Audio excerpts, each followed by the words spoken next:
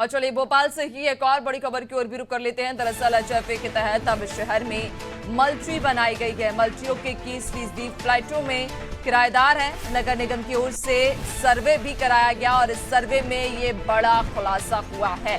निगम ने फ्लैट मालिकों को नोटिस भी जारी कर दिया। झुग्गी वासियों को 3054 फ्लैट दिए थे, लेकिन अब इन फ्लैट में किराएदार रह रहे हैं। जिसके बाद जब सर्वे हुआ तो इन सर्वे में ये बड़े खुलासे हुए हैं। एचएफए के तहत ये शहर में मल्टियां बनाई गई थी और ये मल्टी दरअसल झुग्गी वासियों को दी गई थी। कुल 3054 फ्लैट झुग्गी वासियों को दिए गए थे ताकि वे झुग्गियों में ना रहकर इन फ्लैटों में रहें और अपनी जो स्थिति है उसको थोड़ा मजबूत करें। लेकिन उसके बाद जब सर्वे कराया गया नगर निगम की ओर से तो ये बड़ा खुलासा हुआ कि इन मल्टियों में 21% फ्लैट्स ऐसे हैं जिनमें किराएदार निवास कर रहे हैं। ज्यादा जानकारी लेंगे सहयोगी रिजवान लगातार हमारे साथ बने हुए हैं। रिजवान, एचएफए के तहत शहर में हजारों मल्टियां बनाई गई और जो झुग्गी में लोग रहने को मजबूर थे, जो कि बेहद निचले स्तर पर कहीं ना कहीं जीवन यापन कर रहे थे, उन्हें देखते हुए कि वे अपने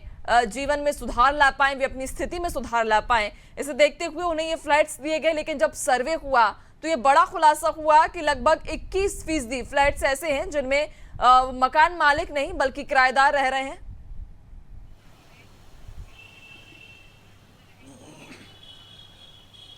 बिल्कुल एक बड़ा आंकड़ा है और चौंकाने वाला है और नगर निगम ने इसको लेकर जो है सर्वे भी किया था। 639 यानी 21% जो फ्लैट्स हैं वो जो है किराए पर है और इसका सर्वे तब शुरू हुआ जब वाजपेयी नगर में एक बड़ी घटना हुई। 5 साल की मासूम बच्ची के साथ रेप किया गया और उसकी जो है हत्या की गई गला घोंटकर। साफ तौर से उसके बाद जो है प्रशासन एक्टिव हुआ और एक सर्वे जो है करना शुरू हुआ।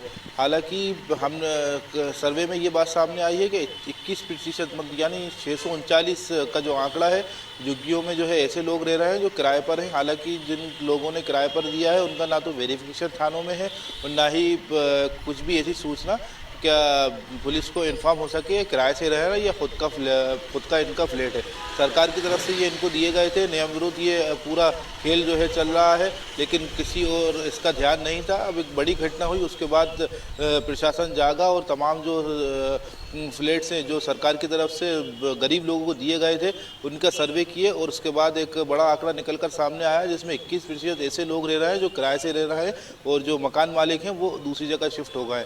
हालांकि कार्रवाई करने की बात की जा रही है और निरस्त करने का जो उनका जो नामांकन और जो भी फॉर्मेलिटी उस समय जो की थी उनको रद्द करने की जो है अब बात कही जा रही है।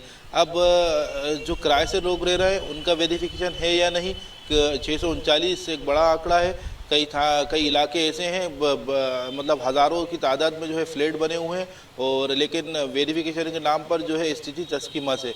अब पुलिस भी इसको लेकर अलर्ट मोड पर है और लोगों का डेटा निकाल रही है, आपराधिक रिकॉर्ड जिनके हैं उनका भी डेटा निकाल रही है और तमाम ऐसी चीज़ें हैं जो लोग किराए से रह रहे हैं या खुद का मकान है उनका वेरिफिकेशन कराने की बात कर रही है। जी बिल्कुल, और वाकई में जांच का विषय है चूंकि लगभग 21% से भी ज्यादा ऐसे फ्लैट्स हैं जिनमें मकान मालिक ना रहकर किराएदार रह रहे हैं। क्या कार्रवाई की अगर हम बात करें तो इनके ऊपर अब क्या कार्रवाई की जाएगी? कहा जा रहा है कि नोटिस तो मकान मालिकों को जारी कर दिए गए हैं, लेकिन अगर उसके बाद भी ये किराएदारों से मकान खाली नहीं कराया गया या मकान मालिक खुद जाकर उस फ्लैट में ना रहें तो उसके बाद क्या कुछ कार्रवाई के प्रावधान हैं?